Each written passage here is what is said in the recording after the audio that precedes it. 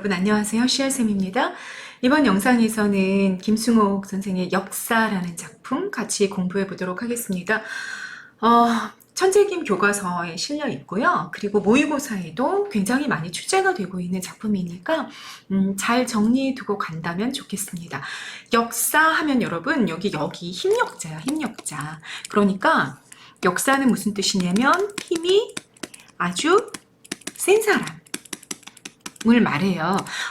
뭐 서커스 공연이나 뭐 이런 거 보러 갔을 때, 지금은 이제 그런 광경을 보기가 힘든데 옛날에는 어떤 분들이 있었냐면 막 이렇게 끈 줄 같은 거를 입에다가 딱 물고 막 트럭 같은 거 있잖아. 막 1톤 트럭 이런 것들을 이렇게 끄는 분들이 있었어요. 막 그리고 돌덩이 막 큰 것도 막 이렇게 들고 막 부수고 뭐 이런 자기 힘을 자랑할 수 있는 아주 힘이 센 괴력이라고 얘기하는, 아주 괴이한 힘을 가지고 있는 그런 사람들을 우리가 역사라고 부릅니다. 그래서 역사는 그런 사람을 의미하고, 이 작품의 아주 중심 인물이 이런 사람이겠구나, 우리가 이런 것을 예측해보고 갈 수 있는 제목이죠.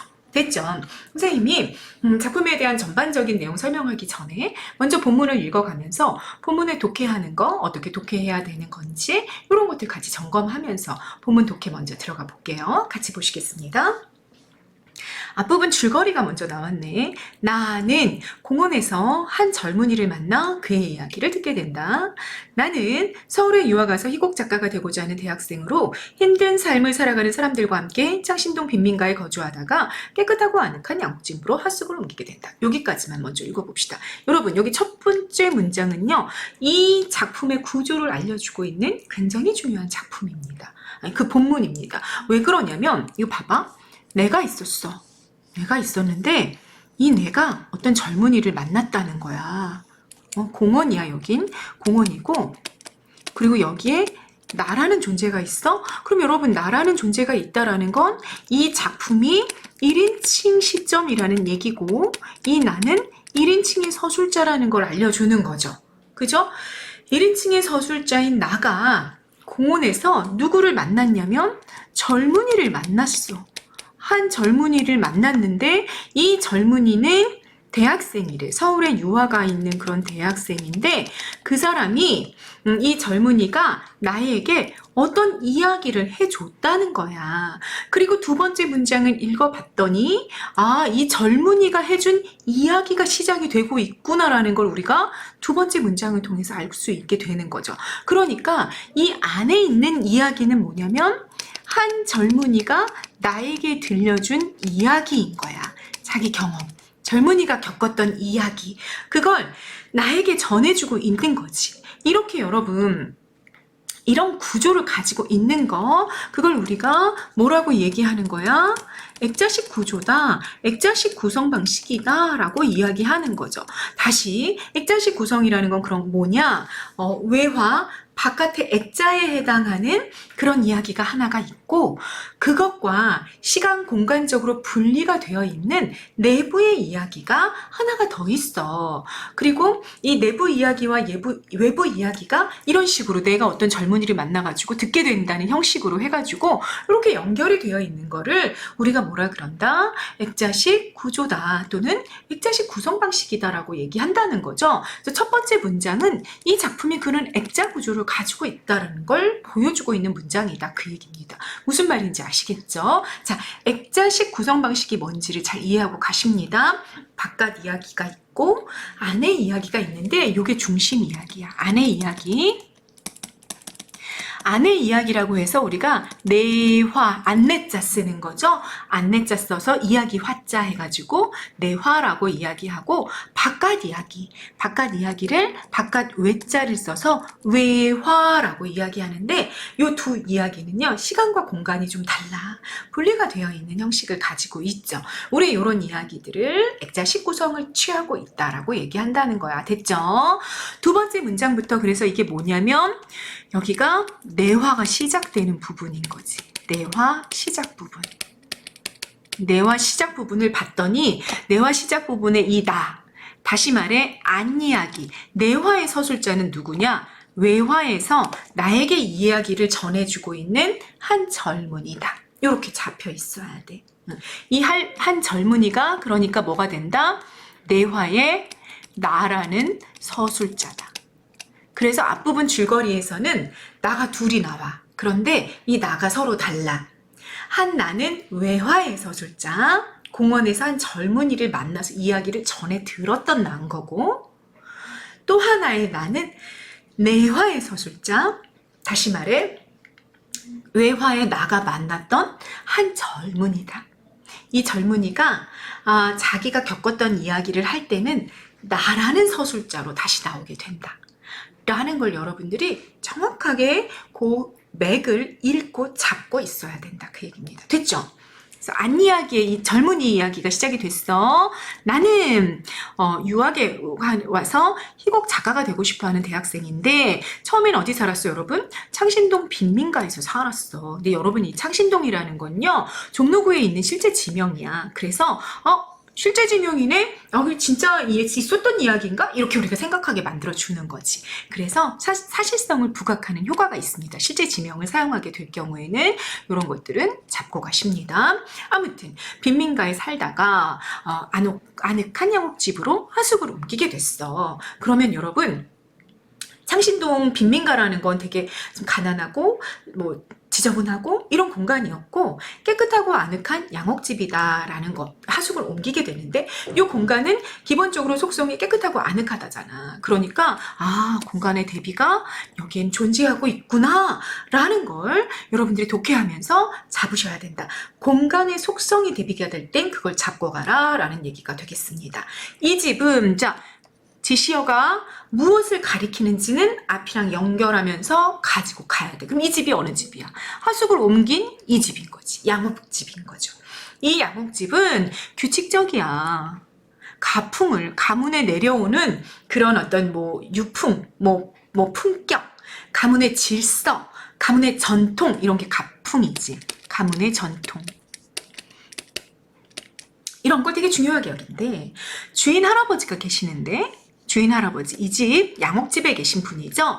이 주인 할아버지의 엄격한 통제, 일정한 시간. 그래서 식사, 피아노, 산책, 재봉틀도 다 시간이 정해져 있대. 그게 규칙, 안정, 이런 거랑 쫙 다 연결돼 있다. 이런 단어들이 다 연결돼가지고 이 집의 속성을 만들어내고 있구나. 그리고 이런 양옥집에서 생활하면서 나라는 서술자, 다시 말해 외화에서 나에게 이야기를 들려주고 있는 젊은이죠. 이 젊은이는 창신동 생활은 뭐야? 빈민가에서의 생활이었잖아. 그걸 그리워한다. 까지가 앞부분의 줄거리로 나와 있는 겁니다. 자, 앞부분 줄거리는 아주 중요한 정보들을 던지고 있습니다. 일단 첫 번째 액자 구성이라는 걸 알려줬고요. 두 번째 나라는 서술자가 두 개가 있어. 다시 말하자면 외화의 시점도 1인칭 시점이고 내화의 시점도 1인칭 시점이야 라는 걸 알려주고 있었어. 그죠? 그리고 안이야기의 서술자인 나는 어떤 젊은이인데 대학생이고 창신동 빈민가에서 살다가 양옥집, 아주 깨끗한 양옥집, 중산 계층이 살고 있는 집이겠지? 그런 집으로 이사를 했는데 이 집은 규칙, 질서, 안정 이런 게 너무너무 중요해서 엄격하게 그걸 통제하고 있는 그런 공간이었대. 그 공간에 살다 보니까 좀 지저분하고 더럽고 가난했던 창신동 빈민가가 그리워졌대 라는 것까지 아주 중요한 정보들입니다. 작품을 이해하는 놓치지 말고 가십니다. 자, 일단 나의 지향점은 깨끗하고 아늑한 곳이었겠지. 그래서 어떻게 했어? 하숙을 옮겼단 말이야. 지향점의 속성은 깨끗하고 아늑하고. 그런데 어때? 줄거리에 요약해 준 걸 보니까 규칙, 안정, 통제가 중요하더라. 기계적인 삶을 살아가는 곳이라고 우리가 해석하고 갈 수 있겠다. 그래서 이 기계적인 삶을 경험한 나의 내면 심리가 변했다. 오히려 떠나고 싶어 했던 빈민가 창신동 생활을 그리워하는 심리로 바뀌고 있었구나 라는 거 여기까지 잡아라 그 얘기가 되겠습니다. 됐죠? 자, 이제 본문에 들어가 보도록 하겠습니다. 내가 단골처럼 드나든 곳은 함흥집이야. 함흥집. 자, 뒤로 스토리를 이어가다 보면 나가 서씨를 처음 만나는 장소야. 서씨가 누군지, 서씨가 여기 역사거든요. 이 서씨가 누군지 뒤에 나올 겁니다. 시대적 배경, 전쟁으로 짐작하게 한다. 다시 말하자면 이제 함흥집이라는 곳이 함경도에서 왔다는 할머니가 운영하시는 술집이란 말이야. 주막집. 비슷한 곳인데 함경도에서 남한으로 내려왔다라는 건 전쟁 후구나라는 걸 알려주는 이게 지금 시대적 배경이 1960년대야. 이때만 해도 이렇게 실향민 북한에서 남한으로 전쟁을 따라가지고 전선을 따라가지고 이렇게 이동해서 장사를 하시는 분들이 많았고 그랬을 때는 자기 고향 그리워하는 그 마음을 담아서 간판 자기 가게의 이름을 이런 식으로 짓는 경우들이 많았던 거지. 함흥집 이렇게. 그래서 시대적 배경을 짐작하게 해주는 단어가 됐다 그 얘기야. 함흥집. 함경도에서 왔다는 노파가 경영하는 술집이잖아. 전쟁 때문에 이주한 거죠. 거기 앉아서 술을 마시면서 술보다 그 술집의 분위기에 마음을 빼앗겼고 사람을 사귀려는 생각은 좀 없어. 항상 혼자 그렇게 앉아 있었어. 내 성격을 좀 짐작하게 해주지. 별로 이렇게 사교적이거나 사회성이 좋은 사람은 아니야. 좀 내향적인, 얌전하고 좀 조심스럽고 그리고 자기 혼자 있는 거 좋아하고 이런 성격의 사람이었대. 오랜 시간이 지나고 술도 알맞게 취했다고 생각이 되면 나는 셈을 하고 계산을 했다는 얘기지. 셈은 계산을 하고 외상으로 하는 날이 더 많았어. 어때? 나는 가난한 대학생이기 때문에 그랬겠지. 그 바라크는 허름하게 임시로 지은 집이래. 그리고 그 밖으로 나왔대. 그리고 고개를 쳐들면 저만치서 관광객들을 위하여 형광의 조명을 한 동대문이 그의 환한 모습을 밤하늘에 도사려 보이고 있었대.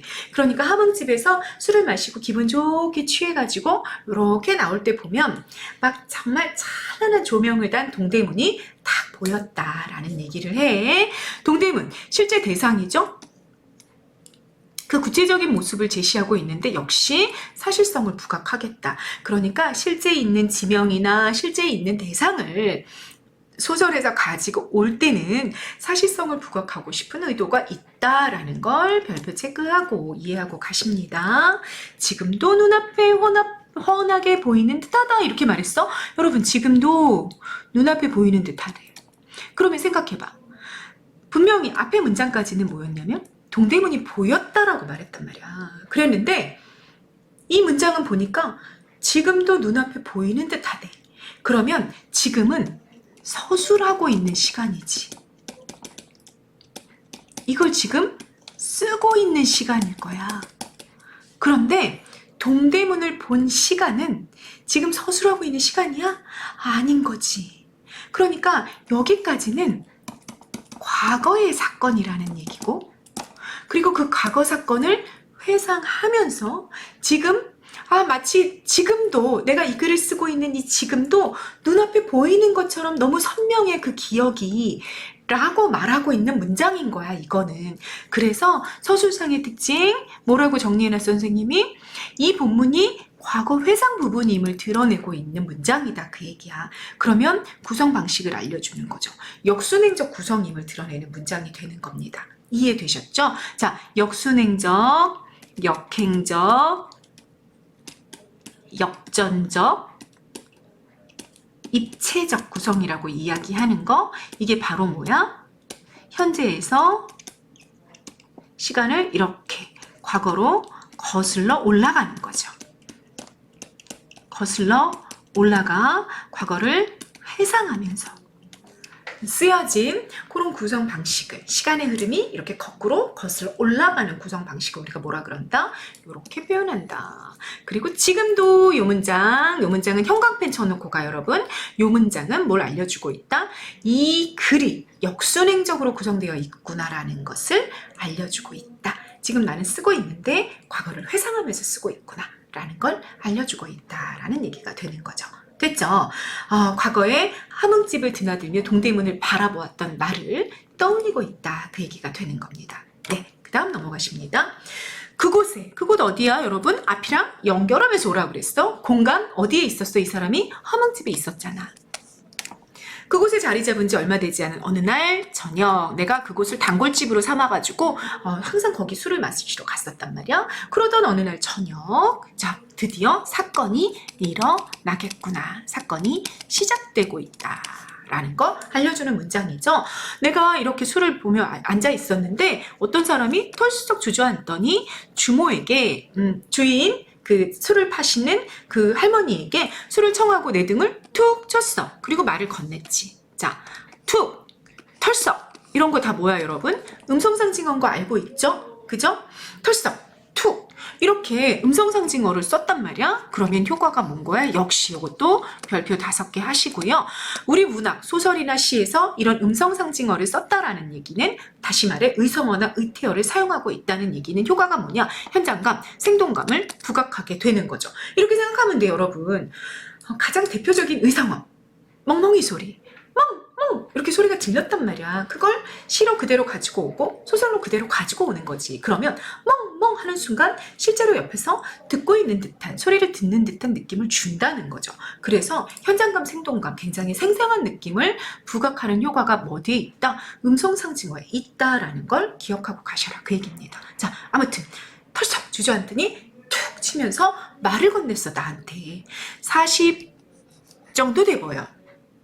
40살 정도 먹어 보이는데 턱에 수염이 짙고 몸집이 커다래. 몸이 좀 커요. 그리고 좀 해진 군용 작업복을 입고 있어. 설명 방식 뭐야 여러분? 머릿속에 그림이 쫙 떠올리지. 키도 좀 크고 턱에 수염이 되게 짙게 나 있고 그리고 군인들이 입는 그런 막 이렇게 뭐지? 이렇게 초록색에 이렇게 무늬가 있는 그런 작업복을 입고 있는 머릿속에 그림이 쫙 떠오르잖아. 우린 이런 설명 방식을 뭐라 그런다?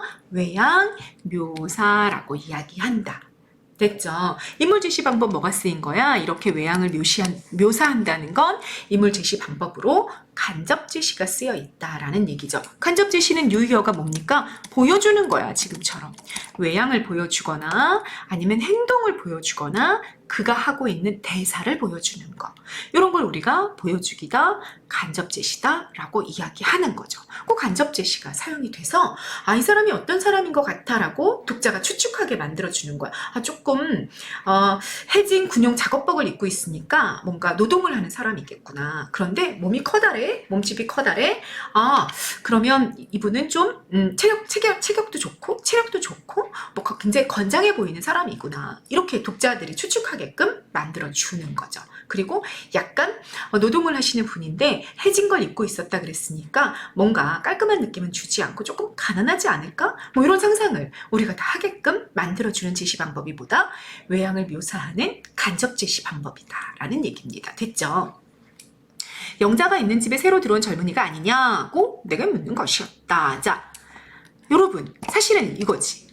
영자가 있는 집에 새로 들어온 젊은이 아니에요? 이렇게 물어봤겠죠. 그럼 그 대사를 만약 그대로 이렇게 따옴표를 쳐서 그대로 가지고 왔다 그러면 그때는 이렇게 따옴표를 통해서 가지고 오면 개념어 알고 가 여러분? 직접 화법이라고 얘기해. 또는 직접 인용이라고 얘기해. 그런데 지금 따옴표가 없어. 따옴표가 없이 내가 서술하고 있는 문장에 그냥 그 제3자의 서씨의 대사를 그냥 가지고 왔어. 그래서 내가 서술하는 것과 서씨의 대사가 구분되지 않게 그냥 영자가 있는 집에 새로 들어온 젊은이가 아니냐고 내게 묻는 것이었다. 이렇게 서술이랑 대사를 구분하지 않고 그냥 써버려. 그걸 우리는 대사 처리 방법으로 뭐라고 그런다? 간접 화법이라고 얘기해. 여러분, 간접 제시랑 간접 화법은 전혀 다른 개념이야. 알고 있어야 돼. 간접 화법이라는 건 뭐야? 정리해봐 여러분. 대사를 따옴표 없이 서술에 녹여서 쓰는 방법이야. 다시 말해 직접 화법이나 간접 화법이라는 건 대사를 어떻게 처리하느냐의 방법인 거야. 대사를 따옴표를 이렇게 쳐가지고 요거는 제3자의 대사야 라고 딱 구분해 주는 걸 우리는 뭐라 그런다? 직접 화법이라고 얘기해. 그러지 않고 대사인데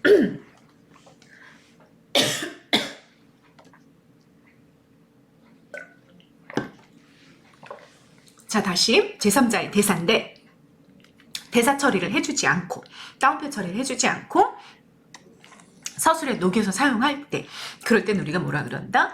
간접 화법이라고 말한다. 간접 제시는 대사 처리 방법이 아니야. 인물을 제시하는 방법이야. 인물을 어떤 방식으로 드러내느냐.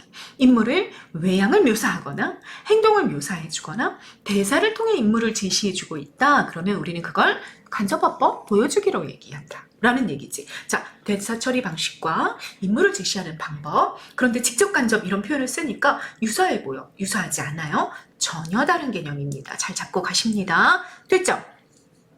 내게 물었어? 그렇다. 자, 영자는 술집 작부야, 여러분. 우리가 매춘부라고 이야기하는 그런 사람인데 창신동 빈민가에 살고 있는 사람이에요. 그러니까 지금 이 본문 같은 경우는 이 양옥집, 깨끗하고 아늑한 중산층의 양옥집으로 이사 오기 전 얘기구나. 이사 오기 전에 창신동 빈민가에 살고 있을 당시의 이야기구나. 그 과거구나 라는 거 알 수 있지. 그치? 함흥집에서 술을 마시고 있는데 용자 있는 집에 새로 들어온 젊은이 아니에요? 이렇게 물어봤다는 건 지금 이 나가 살고 있는 곳이 어디구나. 창신동 빈민가구나 라는 걸 알려주는 정보가 됐다. 그 얘기입니다. 그렇다. 이것도 역시 간접 화법이죠. 했더니 그 사내는 퍽 사람 좋게 요런 게 여러분 사람이 좋대. 사람이 좋아. 우리 이런 걸 직접 제시라고 얘기해. 직접 제시는 말하는 거야. 누가 말해주는 거냐면 서술자가 인물에 관해 아까 인물 제시 방법이라고 그랬잖아. 직접 제시나 간접 제시는 인물에 관해 직접 지금처럼 사람이 좋다. 말해주는 방식이야. 그걸 우리는 뭐라 그래? 직접 제시 혹은 말하기라고 얘기한다. 그 얘기야.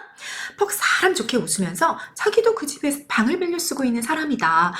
그러니까 나한테 이렇게 아는 척을 했던 사람도 누구구나. 창신동 빈민가에 그 집에 나랑 같이 새 들어가 살고 있는 사람이구나. 나는 그 사람을 몰랐지만 그 사람 날 알고 있구나 라는 정보가 되는 거죠.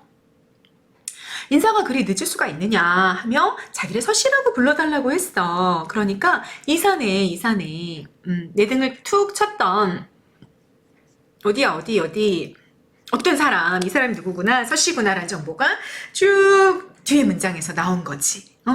아니 나도 거기 살고 있는데 이렇게 인사도 안 하고 그러고 살아요. 이렇게 말했다는 거지. 됐죠? 여기까지 계속 뭐가 나오고 있어? 간접 화법이 나오고 있구나 라는 거 확인하실 수 있습니다. 됐죠? 같은 집에 있으면서도 그 서씨가 아침 일찍 나가고 저녁에 내가 늦게 들어가. 그래서 그때까지 나는 서씨라는 사람이 그 집에 있다. 그 집 어디야? 창신동 빈민가라 그랬어. 그걸 알고 있지 못했지만 그는 용케 나를 보았고 그리고 기억해두고 있었던 모양이다. 자, 성격 대비 나왔죠. 나는 앞에서도 얘기했지만 좀 조용조용하고 좀 내성적이고 내향적이고 이래. 그래서 사람들에게 관심이 없어. 근데 서씨는 사람들에게 관심이 많아. 사교적이고 사회성이 좋고 되게 활발한 것 같다라는 느낌이 오는 거지. 그래서 사람에 대한 관심이 많다 보니까 이렇게 시간대가 겹치지 않는데도 불구하고 우리 집에 누가 새들러 왔어? 이러면서 이렇게 내 얼굴을 보고 눈여겨보고 알고 있었던 거지. 그래서 먼저 아는 척을 한 거야. 나보다 이제 아저씨 나이가 많은 40 정도 돼 보였다 그랬으니까 나보다 이제 연배가 높으신 분인 거죠. 먼저 아는 척을 했습니다. 그렇게 서씨를 알게 됐어. 술잔이 오고 가는 동안 나도 말이 하고 싶어져서 고향이 어디냐, 가족이 어디냐, 무슨 일을 하냐 하면서 서씨에게 물었지. 서씨는 별로 귀찮아하지도 않고 고향은 함경도다. 북한에서 오셨던 분이구나. 6.25 때 전쟁이 있었고, 자, 이거 시대적 배경 나오죠? 6.25 전쟁 때 단신이라는 건 여러분 혼자의 몸이란 뜻이야. 혼자 몸으로 월남 남쪽으로 내려왔어. 그래서 혼자 사는 거지. 가족은 다 북한에 있는 거지. 지금은 공사장 같은 데서 힘을 팔고 있다. 나 공사장에서 노동하는 사람이에요 라고 내가 물어볼 때마다 고분고분 들려주었어. 굉장히 사람이랑 이야기하는 거 좋아하고 수용적이고 자기를 별로 감추지 않고 뭐 이런 성격이 소유자구나 알 수 있는 거죠. 자, 함흥집에서 소씨를 알게 됐고 그와 대화하는 나의 모습, 그 과거, 그 사건이 계속해서 설명이 되고 있는 중입니다. 나라는 서술자가 겪은 이야기를 해주고 있는 중이죠. 이제 시점이 뭐라고 여러분? 1인칭 시점이다 라는 거 여러분 잡고 가십니다. 됐죠? 자, 그 다음 보십니다. 그러고 나는 거의 매일 그 서씨와 함께 친해졌어. 함흥집. 그 술집에 계속 드나들었죠. 사귈수록 착한 사람의 전형이래, 여러분. 응? 사람 좋다. 착한 사람의 전형이다. 이거 다 뭐야? 서술자가 말해주는 거잖아, 인물에 대해서. 우리는 그걸 뭐라 그런다? 직접 제시라고 이야기한다 라고 말씀드렸습니다. 직접 제시는 뭐라고도 한다? 말하기라고도 한다 라고 말씀을 드렸죠. 됐죠? 굵게 쌍꺼풀 진 눈매는 굵게 쌍꺼풀이 졌어. 이건 또 뭐가 시작이 되는 거야? 여기서부터는 또 다시 외양 묘사가 시작이 되고 있네. 굵게 쌍꺼풀 진 눈매. 가난한 사람답게 빛나고 있어서 차라리 보는 사람에게 열등감을 줄 정도지만 그는 그 눈으로서 상대편에게 친밀감을 나타낼 줄도 알았대. 눈이 정말 막 에너지가 있어가지고 막 눈에서 레이저가 막 발사되는 것처럼 반짝반짝반짝반짝 막 이런 사람이었대. 그런데 굉장히 친밀감을 나타낼 줄도 아는 그런 사람이었다. 그럼 여러분, 여기 굵게 쌍꺼풀 진 눈매까지는 외양 묘사지만 여기는 서술자의 설명이죠. 그래서 여기도 직접 제시라고 말해야 되는 거야. 됐지? 여기는 간접 제시지. 그러니까 한 문장 안에서도 직접 제시와 간접 제시가 함께 이렇게 섞일 수 있구나 라는 것도 알고 가시면 됩니다. 됐죠? 서사적 기능이 있습니다. 이 문장의 서사적 기능은 뭐냐? 둘이 친해지고 있어. 그래서 서씨가 어떤 비밀을 가지고 있는데 뒤에 보면 비밀이 나온단 말이야. 근데 그 비밀을 나에게 드러내는 것에 개연성을 부여하고 있대. 자, 개연성이라는 개념어도 별표 5개 하고 알고 가십니다. 개연성이라는 건 뭐냐면 있을 법하다, 그럴듯하다 라는 뜻이야. 무슨 말인지 아시겠죠? 아니, 뒤에 사건이 일어났는데 도대체 이 사건이 왜 일어나는 거야? 드라마를 보다가도 그럴 때가 있죠. 아니, 이 스토리 전개는 도대체 납득이 안 돼. 이렇게 납득이 안 될 때는 뭐가 없는 거야, 여러분? 개연성이 떨어지는 거야. 이해가 안 되는 거지, 개연성이 떨어지니까. 개연성이 뭐라고? 있을 법해. 아, 사건의 전개가 이렇게 되다 보니까 그래, 뒤에 있는 이 사건이 있을 법하네. 그럴듯하네. 이렇게 생각하게 만들어주는 거 우리 뭐라 그런다? 개연성이라고 이야기한다. 그러면 이 서씨라는 인물이 나에게 자기만의 비밀, 오로지 자기만 알고 있는 비밀을 나에게 드디어 알려줄 텐데 뒤에서 그러려면 어떻게 돼야 돼? 나랑 서씨가 친해져야 되는 거지. 그래서 그 개연성을 만들어주고 있는 부분이 이 부분이다 라는 얘기가 된 거야. 이해됐죠?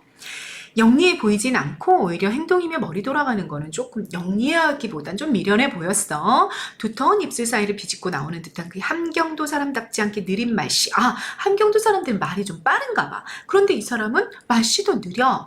그래서 뭔가 좀 이렇게 머리 돌아가고 이러는 게 조금 스마트하진 않구나 이런 인상을 주고 있는 사람이었다라는 설명을 했어. 그리고 그 사람이랑 내가 친해졌다라는 얘기를 했죠. 그 다음 보십니다. 그는 주량이 놀라울 정도로 컸다라는 건 술을 정말 잘 마셨다는 얘기야. 그래서 뭐라고도 말했냐면 내가 버는 돈은 아마 모두 이 술집으로 들어갈 거야. 이것도 역시 여러분 뭐야? 간접 화법, 간접 인용이죠. 다른 사람의 말을 따옴표 없이 자기 서술에 녹이는 거.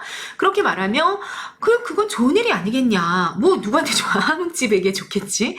좋은 일이 아니겠냐라고 말하면 너떨 웃음 크게 막 소리 막 시원하게 웃는 웃음, 그런 웃음을 웃곤 했다. 그 술버릇은 대단히 좋아서 취하면 떠들어대는 건 서씨에겐 어린애로밖에 보이지 않을 이쪽은 누구야? 나 대학생 젊은이였다. 그러니까 술버릇이 되게 좋아서 술을 엄청 많이 먹는데도 막 술에 취해가지고 막 말이 많아진다든지 뭐 웃음이 많아진다든지 막 운다든지 이런 일이 없었다는 거야. 주량이 엄청 큰 거지. 오히려 나는 더 젊은 대학생인 나는 막 술에 취하면 막 떠들고 막 이렇게 막 웃음도 해퍼지고 막 이렇게 됐었다 라고 얘기해 주는 거야. 이게 대비 나왔지?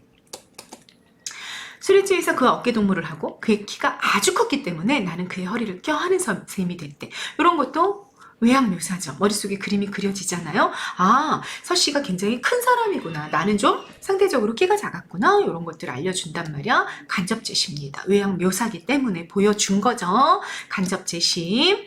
비틀거리며 밖으로 나오면 그는 어두운 밤하늘을 배경으로 하고 훤한 모습으로 조명을 켰기 때문에 그렇지 훤한 모습으로 솟아있는 동대문을 향해 한눈을 찡긋거려 눈짓을 보내곤 했다. 여기도 여러분 행동을 묘사한 거야. 이게 눈을 찡긋거리는 눈짓을 하는 거, 행동을 묘사한 거잖아. 그려준 거지. 그래서 특정 공간을 향한 애정을 드러냈다 이거야. 그러면 이것도 뭐야? 간접 제시가 되는 거죠. 아, 이 사람이 자꾸 동대문을 매번 바라보면서 이렇게 막 윙크를 날리는 걸 보니까 아, 동대문에게 되게 애정이 있네 라는 걸 독자가 추측하게 해주는 간접 제시 문장이 나왔다라는 거야. 됐죠? 자, 그래서 여기까지 보면 함흥집에 드나들면서 굉장히 나와 서씨가 아주 친한 사이가 됐구나 라는 것을 우리에게 알려주고 있었다라는 얘기 보십니다. 서씨는 밤에 보는 동대문이 좋으냐고 물으며, 자, 여기도 뭐야? 여기도 간접 화법이야. 그죠? 동대문이 좋으냐? 라고 물으면 아니, 젊은이도 저 동대문을 좋아하느냐고 오히려 되물어봤다. 그러니까 이거 밤에 보는 동대문이 좋으세요? 라고 물어봤던 거는 주체가 누군 거야? 주체가 난 거지. 아, 아니, 젊은이도 저 동대문을 좋아하세요? 라고 물어본 건 누구야? 주체가 서씨지. 이때 젊은이는 누구야? 아, 내화, 안 이야기의 서술자인 나죠. 됐죠? 정리되시죠? 되물어 왔어. 낮에는 거기서 귀신이라도 나올 것 같기 때문에 기분이 나쁜데요. 형광빛의 조명을 받고 있는 밤엔 참 아름다워서 좋아요. 라고 또 말한 거죠. 이것도 뭐야? 간접화법이다. 그치? 내가 대답하면 나는 좀 별다른 의미로 동대문을 사랑하고 있어요. 라고 누가 말했어? 이건 서씨가 말했어. 자기와 동대문은 퍽 친하다는 것이었다. 마치 어떤 살아있는 사람과 친하듯이 친하다고 했다. 자, 이혼 사건 전개를 암시하는 부분이에요. 왜? 동대문을 너무 사랑한데 동대문이 정말 너무 친하대. 아, 동대문이 뭔가 특별한 의미를 서씨에게 갖고 있구나라는 걸 자꾸 암시해주는 이야기가 나오고 있다. 그 이야기입니다. 나는 그 말이 무엇을 의미하는지를 다음과 같이 하여 알게 되었다. 이 다음이 뭐야? 뒤에 있는 내용이 되겠다. 이렇게 연결이 되어 있다라는 얘기죠. 됐죠? 그날 밤 내가 다시 말해 동대문이 서씨와 특별한 관계를 맺고 있다는 사실을 알게 된 그날 밤이지. 뭔가 아주 특별한 사건이 일어난 그날 밤도 술집 어디야? 한옥집이지. 돌아와서 서씨는 자기 방 갔고 나도 내 방으로 가고 그래서 잠이 들어있는데 누군가가 나를 막 흔들어 깨운 거야. 누군지 봤더니 서씨였죠. 서씨의 입에서 여전히 단냄새가 나고 있었다는 얘기는 아직도 술 취한 그게 있었다는 거. 알코올기가 남아있었다 그 얘기야. 그래도 술은 좀 깬 것 같았어. 지금 몇 시가 됐냐? 역시 계속해서 뭐가 나오고 있어? 간접 화법이 나오고 있어. 지금 몇 시쯤 됐어요? 라고 물어봤더니 나 잘 모르겠지만 한 새벽 2시나 3시쯤 됐을 거야 라고 대답을 하면서 누가? 서씨가 그렇게 대답했어. 지금 몇 시예요? 주체 누구라고? 자, 주체 누군지 자꾸 잡고 가야 돼. 내가 물어봤더니 새벽 2시나 3시쯤 이라고 대답하면서 보여줄 게 있으니까 자기를 따라오라고 말했어. 마치 보물을 캐러 가는 소년들이 비밀을 얘기하는 속삭임처럼 조용히 내가 뭐 좀 보여줄게. 따라와. 이렇게 속삭이면서 말했다는 거야. 뭔가 비밀스러운 느낌이 나는 거지. 그래서 그 기세에 눌려서 오히려 내가 쉬쉬 하면서 그를 따라서 밖으로 나왔어. 골목에 가로등이 켜져 있었고 어두운 곳만을 골라서 아주 은밀하게 비밀스러운 일을 저질러러 가는 것처럼 몸을 숨겨가며 걸었지. 도중에 내가 지금 우리 어디로 가고 있어요? 라고 물었더니 그는 동대문에 가는 거야 라고 대답했대. 통행금지. 여러분, 밤 시간에 일반인의 통행을 금지한 제도인데 1982년에 폐지가 됐대요. 그럼 통행금지라는 건 1960년대에 있었던 시대적 배경과 관련된 단어고요. 자, 이 통행금지. 그러니까 남들은 모두 다니지 못하게 했다고. 12시, 새벽 2시쯤 됐으면 거리에는 아무도 없어야만 해. 통행금지라는 제도가 있었기 때문에. 그래서 이 통행금지 시간이라는 건 나와 서씨의 은밀한 행동이 이루어지는 시간대면서 뭐야. 이때는 여러분 만약에 지나다니잖아요. 경찰이 보잖아. 그러면 잡아갔다고. 그러니까 아주 극적인 긴장감이 고조될 수밖에 없는. 들키면 어때? 잡혀간단 말이야. 극적인 긴장감이 고조되면서 아주 비밀스러운 행동이 이루어지고 있는 시간대구나 라는 걸 알려주는 단어도 뭐다? 통행금지라는 단어가 된다라는 얘기입니다. 그 통행금지가 되어 있는 이 시간, 가로등만이 거리를 지키고 있는, 다시 말해 인적이 끊어졌어. 인적이 끊긴 그 시간, 서씨와 나는 동대문에 갈 필요가 도대체 뭘까? 나는 의심스럽고 불안하고, 그래서 눈알을 동글동글 굴리면서 막 불안한 거지. 그리고 이게 도대체 왜 그러지? 왜 나를 자꾸 동대문으로 데리고 가려는 거지? 막 의심스럽고 막 그랬어. 그렇지만 얌전하게 그를 따라 고양이 걸음을 하고 있었지. 조심조심 가고 있었단 얘기야. 나의 내면 심리 어때요? 불안하고 굉장히 당황스럽기도 하고 의심스럽기도 하고, 그렇지만 도대체 뭘까? 호기심을 느끼면서, 자, 내면 심리 별표 체크하고 가십니다. 그러면서 따라갔어요. 동대문으로 가고 있죠. 자, 그 다음 보십니다. 잠시 후에 우리는 한길이라는 건 여러분 넓은 길을 말해. 한길 저편에 밝은 조명을 받고 있는 동대문이 서 있는 곳까지 와서 골목에 몸을 숨겼어. 서씨가 먼저 사방을 두리번거리면서 누가 다른 사람이 있나 없나 이런 걸 살핀 거지. 그리고 우리 외에 아무도 없다는 걸 딱 확인했어. 그리고 나에게 이 골목에 가만히 숨어서 내가 지금부터 하는 일을 구경해 라고 말했습니다. 내가 숨을 죽이고 침을 꿀꺽, 긴장감이죠? 삼키면서 그러마 이게 고갯짓으로 대답을 했어. 그러니까 그럴게요 라고 말도 못했어. 너무 긴장해가지고 고개만 이렇게 끄덕끄덕 한 거야. 그랬더니 그 사람은 어땠냐? 서씨는 누구? 서씨. 그는 서씨죠. 서씨가 희쭉 한번 웃었대. 그러면 여기도 인물에 대비되는 심리가 드러나는 거지. 그치? 나는 어때? 여전히 불안하고 긴장되고 막 의심에 가득 차 있는데 서씨는 대단히 여유롭구나. 그걸 뭘 통해 보여줬어? 간접 제시해 준 거야. 행동을 통해 보여준 거야. 쭉 한번 웃더니만 재빠르게 이제까지 내가 알고 있던 사람이 아닌 전혀 다른 사람처럼, 이제까지 서씨는 어땠어? 앞에서 얘기했잖아. 서씨는 굉장히 말투도 느리고 머리가 돌아가는 것도 느리고 행동도 좀 굼뛰고 그런 사람으로 나는 알아왔단 말이야. 근데 그날 밤 동대문의 통행금지 시간, 인적이 모두 끊긴 그 거리에 갔던 그날 밤에는 내가 전혀 모르는 사람처럼 행동이 막 엄청 막 뭐야 이게 막 너무 이렇게 무슨 그 있지 않아요? 아주 빠른 사람? 그런 사람처럼 그렇게 다른 몸짓으로 큰 길을 가로질러 달려가서 동대문 성벽 밑에 그늘에 일단 몸을 숨기고 좌우를 살폈대. 이제부터 어떻게 하는 거야? 나의 관찰이 시작되고 있습니다. 동대문의 본 건물은 집채만한 크기의 돌로, 와 엄청 큰 돌이란 얘기지? 돌로 된 축대, 높이 쌓아 올린 대나 터를 말한대. 그 높이 집채만한 크기의 돌로 된 축대 위에 세워져 있어. 동대문의 본 건물이 이렇게 축대가 있고 여기에 동대문이 이렇게 세워져 있다. 그 얘기인 거지. 축대의 높이가 6m 남짓 되어 보이고 굉장히 구체적인 묘사다. 그지? 그 축대 위에서 시작해서 역시 커다란 돌이 쌓여 이루어진 성벽이 이렇게 건물을 반원형으로 둘러싸고 있었어. 공간에 대한 사실적인 묘사가 나왔습니다. 그 성벽을 서씨는 마치 고계단에 원숭이가 장대를 타고 올라가듯이, 자 여러분 여기는 지교 나와 있죠. 재빠르게 익숙하고 민첩한 솜씨로 올라갔다. 서술상의 특징, 비유. 자, 비유 중에서도 뭐뭐듯이, 뭐뭐처럼 이렇게 연결어를 사용해서 원관념과 보조관념을 이어주는 그런 지교를 사용해서 인물의 행동을 묘사하고 있습니다.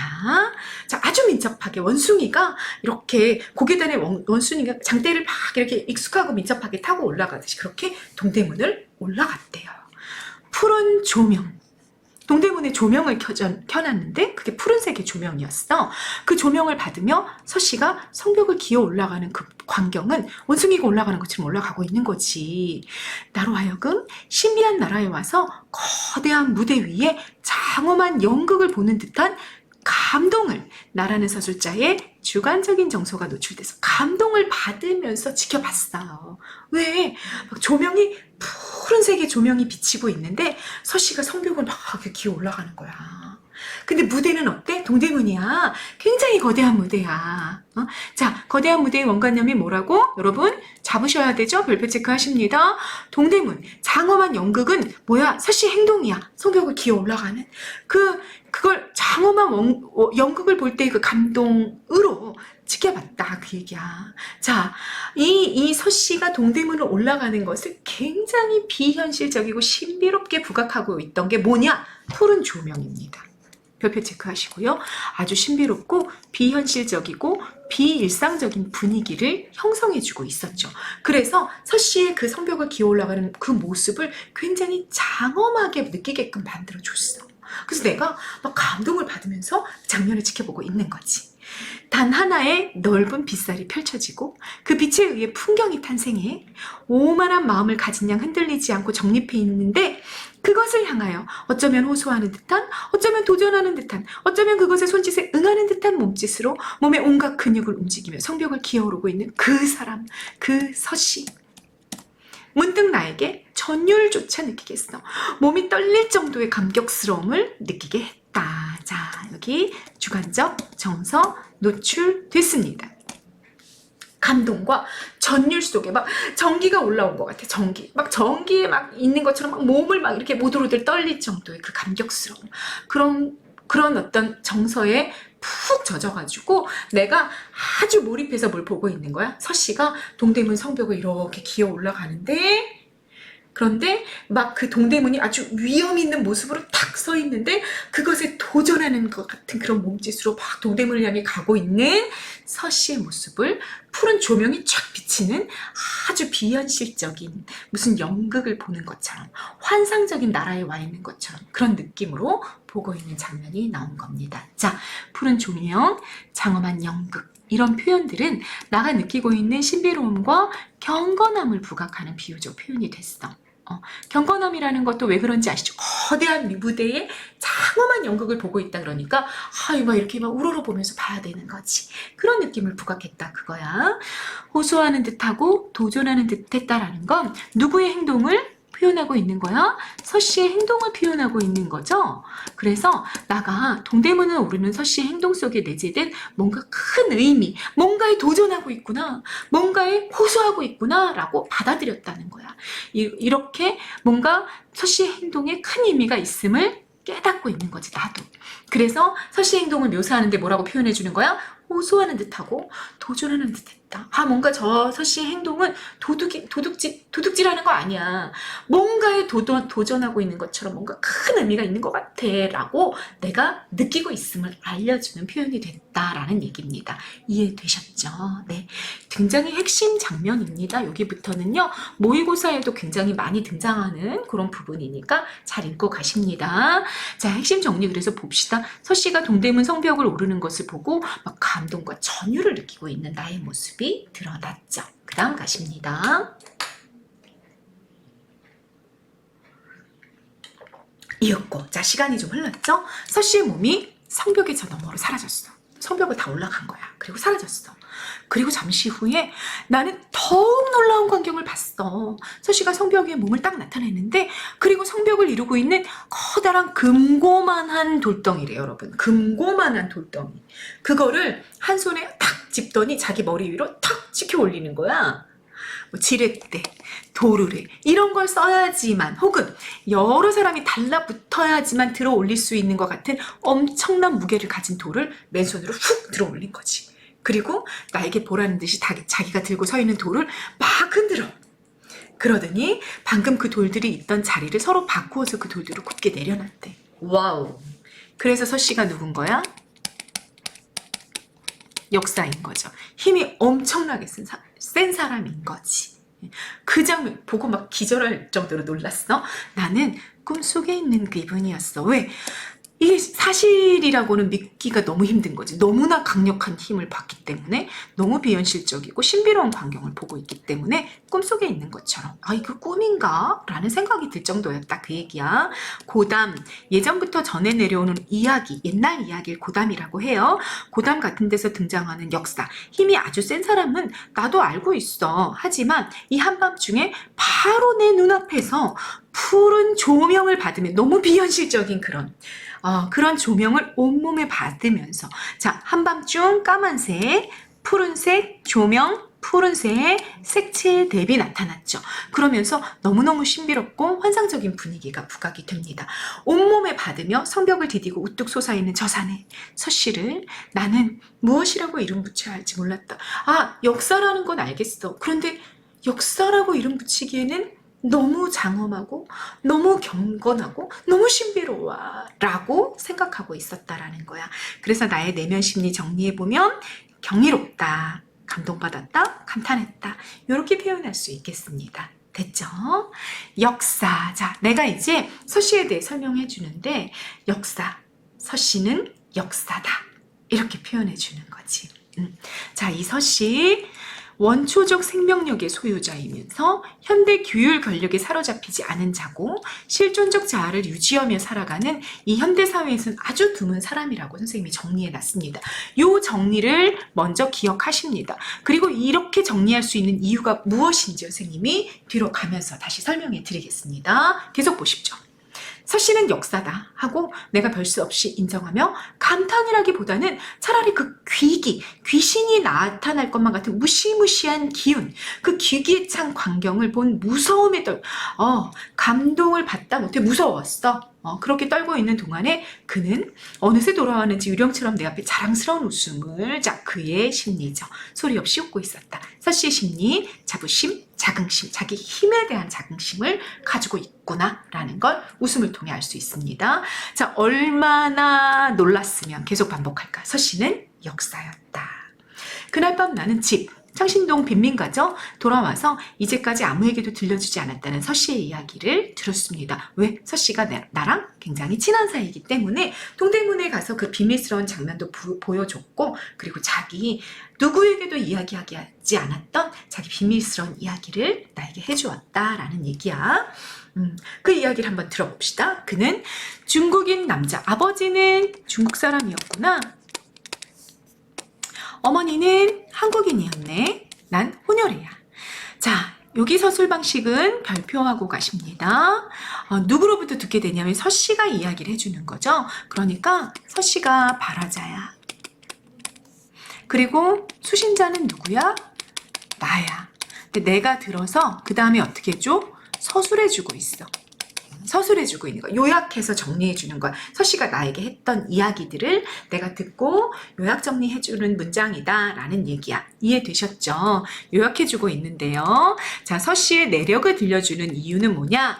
서씨의 비현실적인 힘을 현실적으로 느끼게끔 해주는 효과가 있기 때문에 서씨의 괴력에 사실감을 부여하는 기능을 하는 그런 부분들이 서씨의 내력을 설명하는 부분입니다. 그래서 이 사람이 이렇게 비현실적인 힘을 가질 수 있는 이유가 개연성이 있어, 납득할 만해 라고 뭔가 우리가 이해될 수 있게끔 사실적으로 느끼게끔 만들어지는 기능을 하는 부분이 지금부터 뭐다?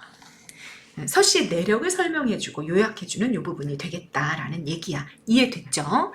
그의 조상이 어땠냐? 도대체 이런 괴력을 가질 수 있는 이유가 뭐였냐? 납득할 만하게 설명해봐. 자, 이제 설명해줄게. 납득이 될 거야, 너도. 라고 말하는 부분이다. 그 얘기지. 그의 선조들은 대대로 중국에서 이름 있는 역사들이었어. 조상들이 다 힘이 아주 엄청난 사람들이었던 거지. 중국에서. 족보를 보면 헤아릴 수 없이 많은 장수가 있었어. 여러분 있잖아. 장비 같은 사람. 유비 옆에 있던 그 장비 같은 그런 엄청난 괴력의 소유자. 그랬던 거지, 조상 대대로. 그네들, 서씨의 선조들을 말하죠. 가졌던 힘, 그것이 그들의 존재 이유였고 유일한 유물이었던 모양이었다. 조상들이 남긴 유일한 재산이었다, 그 얘기지. 그 무형의 재산, 다시 말해 힘이죠. 이 힘이 갑오로서 후손에게 전해졌어. 그러니까 대대로 그 집안 사람들은 어땠었던 거야? 남자들이 엄청난 괴력의 소유자였들이었다 라는 거야. 그게 이렇게 유전으로 전해졌었다는 거야. 그리고 그것으로서 그들은 그때 당시 세상을 평안하게 할 수 있어. 장수로 나서서 나가기만 하면 막 괴력의 소유자니까 막 전쟁에서 엄청나게 승리를 했겠지. 자신들의 영광을 차지할 수 있었다고. 힘이 그런 역할을 했던 시대가 있었다는 거지. 자, 인물 제시 방법. 서씨를 설명하고 있는데 누가 설명하고 있어? 서술자가 말해주고 있죠. 말하기. 직접 제시고, 그리고 특별히 이 부분 같은 경우는 서씨의 그 가문의 내력을 내가 요약해주고 있기 때문에 요약 제시가 이루어지고 있는 거죠. 별표하고 가십니다. 됐죠? 그런데 이 서씨에 와서도 그 힘이 재산이 될 수는 없었어. 왜냐하면 지금 서씨가 사는 시대는 언제야? 현대 도시 문명 사회야. 그러니 도시 문명 사회에선 여러분 힘이 중요해? 힘이 중요하지 않지. 뭐가 더 중요해? 훨씬 정보, 지식 이런 게 훨씬 중요한 시대가 돼버렸잖아. 그래서 재산이 될 수 없는 시대가 됐어. 현대화된 도시에 살고 있기 때문에 그런 거죠. 그래서 서씨가 조상으로부터 물려받았던 그 괴력은, 서씨는 공사장에서 일하고 있는 노동자였기 때문에 공사장에서 남보다 약간 더 많은 보수를 받게 하는 기능밖에 가질 수가 없게 된 것이었어. 다시 말하자면 이제 힘은 노동력이 되었고 서씨에게 와서는 상품 가치로 전락한 거죠. 그냥 돈을 조금 더 많이 받을 수 있어. 왜? 남들보다 일을 더 많이 하니까. 노동을 훨씬 더 많이 할 수 있는 체력을 갖고 있으니까. 그런 기능밖에 안 됐던 거야. 돈벌이 수단밖에 안 된 거지. 그러니까 다시 말해 힘이 뭐야? 돈벌이 수단으로 전락해 버리는 거죠. 결국 자 서씨는 결단을 내립니다. 그 약간 더 많은 보수를 거절하기로 결정했어. 자 서씨의 태도, 현대 자본 중심의 가치 체계를 거부하는 거다. 여러분 이해되십니까? 현대 도시 문명, 현대 자본주의 사회죠. 우리 사회는 우리 자본주의 사회에서 가장 중요시 여기는 가치가 뭐야? 돈이잖아. 돈. 그런데 서씨는 어떻게 했어? 내 힘을 돈벌이 수단으로 쓰지는 않겠어. 나는 더 많은 보수 안 받을 거야 라고 결정을 내린 거야. 그랬다는 얘기는 돈의 가치를 인정하지 않겠다는 거지. 나 먹고 살 수 있으면 되고 내 힘, 조상이 나에게 물려주신 이 힘을 가지고 나는 돈을 조금 더 많이 버는 거 이런 거에 쓰지 않을 거야 라고 서씨가 결정을 내렸다는 거야. 그의 행동을 그러면 정리해보자면 현대 자본중심의 가치체계, 돈이라는 자본중심의 가치체계를 이 사람이 거부해버리는 거죠. 너 돈을 조금 더 많이 받을 수 있어? 그러나 싫어. 난 그렇게 안 할 거야. 남들만큼만 일했어요. 그래서 남만큼만 땅을 받고. 자, 이 행동이 굉장히 중요한 의미를 갖게 되는 거지. 이제 서씨가 작은 추가 이익을 위해서 자신의 조상이 주신 영광스러운 힘을 사용하지 않기로 결정한 거야. 선조의 영광, 다시 말해 선조로부터 물려받았던 그 힘은 그렇게 하여 다시 말해 약간의 더 많은 보수를 서씨가 포기함으로써 보존이 됐습니다. 다시 자 이제 정리하자면 여기 별표와 여러분, 서씨는 자기 가문의 명예와 실존적 가치, 다시 말해 자신의 본질적인 존재 가치, 그걸 지키는 삶을 선택한 거야. 나는 이걸로 내가 조금 일을 더 많이 해. 그래서 10,000원 정도 더 받는 거. 거부. 난 그렇게 살지 않겠어. 조상이 나한테 주신 이 힘은 그런 돈벌이로 사용되기에는 너무 소중하고 귀한 내 본질적 가치야. 난 이걸 지킬 거야. 나는 돈 때문에 이걸 포기하지 않겠어. 라고 결정을 내렸다. 그 얘기입니다. 그렇게 보존될 수밖에 없었어. 자, 그렇게 선조의 영광이 서씨에게서는 그렇게 보존될 수밖에 없었다. 이런 부정적인 뉘앙스의 표현을 쓴 거는 이걸 서술하고 있는 나의 사회자의 심리가 대단히 안타까웠다는 얘기죠. 저런. 그 보수를 더 받지 않고 그냥 남들만큼만 일하는 걸로 서씨의 그 영광이, 가문의 영광이 보존될 수밖에 없다라는 건 얼마나 비극적인가라는 생각을 서술자가 하고 있다라는 얘기죠. 됐죠? 그리고 서씨는 어떻게 했어? 아무도 나다니지 않는 한밤중, 그 통행 금지의 그 시간, 홀로 있는 시간, 그리고 그 시간은 서씨에겐 뭐였어? 자기를 확인하는 시간이고 현대의 문명의 힘이 개입하지 못하는 그런 시간이 한밤중인 거죠. 그 시간을 선택한 거야. 서씨가 주체적으로 선택하는 거지. 그리고 동대문 성벽으로 가죠. 그리고 그 힘이 유지되고 있음을 명부는 저승이란 뜻이죠. 저승의 선조들, 다시 말해 죽은 조상들에게 알리고 있다는 것이었습니다. 자, 여기까지. 그러니까 이거 인용이잖아요, 여러분. 이것도 간접화법이잖아. 그러니까 이거 다 누가 해준 말이야? 서씨가 나한테 해준 말이야. 서씨가 나한테 해준 말을 내가 요약해서 말해주고 있는 거죠. 그러면 정리해 봅시다. 서씨가 동대문 성벽에서 하고 있는 일의 의미가 뭐냐 이거야. 자신의 정체성, 다시 말하자면 자신의 본질적인 존재 가치를 유지하기 위해 노력하는 행위고, 곧 다시 말하자면 실존적 자아를 지키는 행위인 거야. 조상의 힘을 돈벌이로 난 사용하지 않을 거야. 그러나 내가 그 힘을 간직하고 있다는 건 조상들에게 보여드려야지. 그래서 동대문에 와서 아무도 보지 않는데 돌덩이를 움직이고 있었다. 그 얘기가 되는 겁니다. 그렇기 때문에 이 서씨의 이 돌덩이를 움직이는 그 행동은 현대의 자본 중심의 문화에 도전하는 행위가 되는 거고, 그리고 조상들에게 제가 아직 그 힘을 보존하고 있습니다 라는 것을 호소하고 알리는 행동이었던 거죠. 그래서 앞에서 뭐라고 얘기했던 거야? 앞에 어디 있었죠? 앞에 여기서 호소하는 듯하고 도전하는 듯 했다 이렇게 얘기한 겁니다. 이해가 되셨죠? 그리고 그런 서씨는 어떤 사람이다? 현대의 규율 권력, 현대의 자본 권력이라고 얘기해도 좋겠다. 이것에 사로잡히지 않은 채 자신의 아주 본질적인, 조상 때부터 내려오던 자신의 본질적인 가치를 지키고 있는 사람이었다. 그 지키고 있다는 걸 알려주는 행동이 동대문에 가는 것이었다라는 얘기가 되는 거죠. 됐죠? 대난. 자, 대비가 되는 시간이 나왔네. 한밤중과 대비되는 시간. 대난, 한밤중과 대조되고 힘의 가치를 인정받지 못하는 현대 문명의 시간이죠. 대낮은 서씨에게는 플러스야 마이너스야? 마이너스야. 자기 실존적인 가치를 감추는 시간이지. 그 대낮에 서씨는 어떻게 하냐면 동대문 바로 곁에 서서 지나다니는 사람 누구 한 사람도 성벽을 이루고 있는 도란계의 위치변에 관심을 보내지 않고 지나다닐 때, 다시 말해 현대인들은 그런 거에 관심이 없는 거야. 그럴 때 옮겨져 있는 돌들, 자기가 한밤중에 옮겨놓은 거지, 그걸 바라보며 빙그레 웃는 거죠. 그의 모습을 나는 쉽게 상상할 수 있었다. 자, 왜 빙그레 웃고 있을까? 서씨는 아무도 보지 않는 한밤중에 동대문 성벽 돌들을 움직여 놓음으로써 자기 정체성을 지켜갔다라는 것에 대한 만족감, 그걸 드러내면서 빙그레 웃고 있을 것을 내가 상상할 수 있었어. 그것이 서씨가 간직하고 있는 자기, 뭐야? 자신다운 삶, 실존적인 자아, 본질적인 자아, 원초적 생명력을 간직한 존재로서의 자신을 지키는 방법이었어.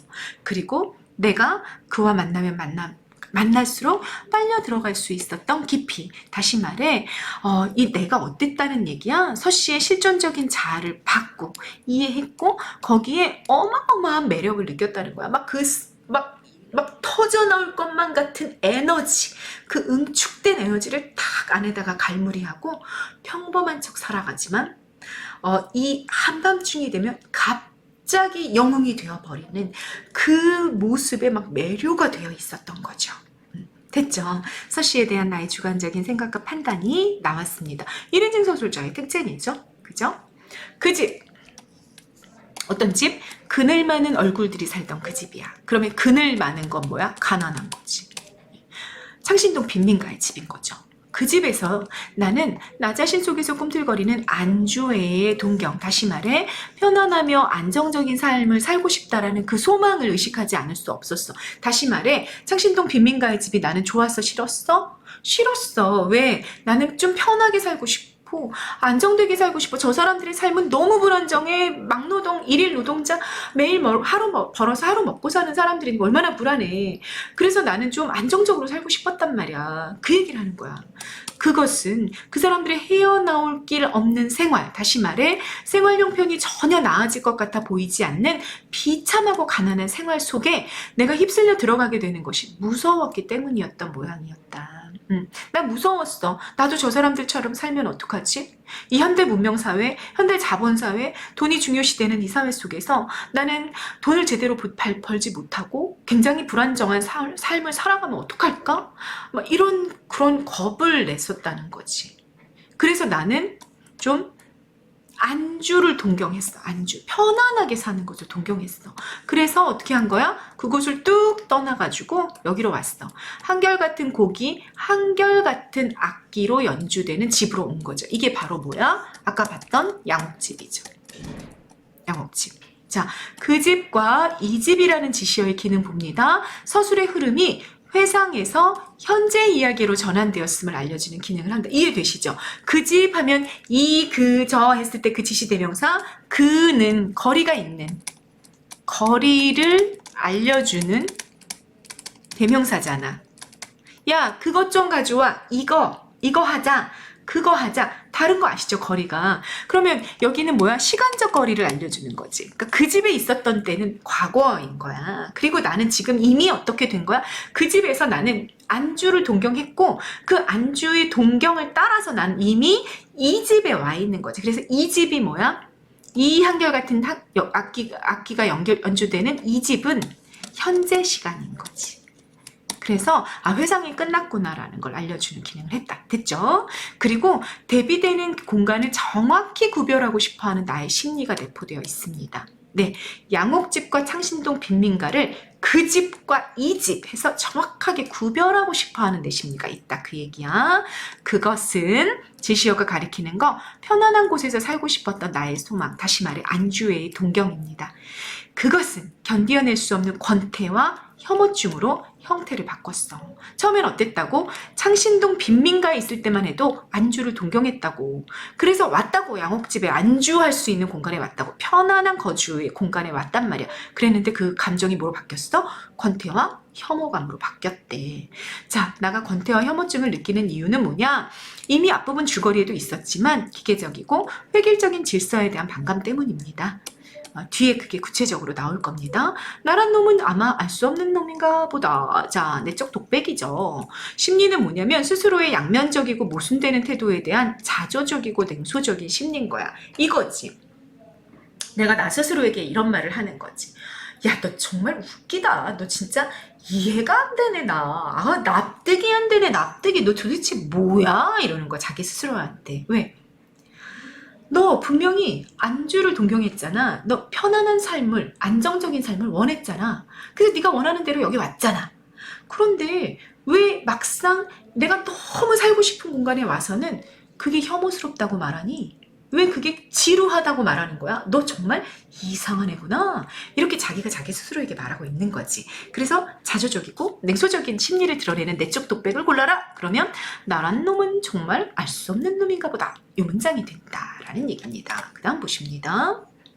자, 이제 여기서부터는 여러분 별표. 여기서부터 정확하게 현재 장면이 시작이 됐어. 현재 장면. 현재 그러면 어떤 장면이냐면 앞에까지는 다 과거 회상 장면인 거고 현재 피아노 소리가 그치는 게 현재 시간인 거야.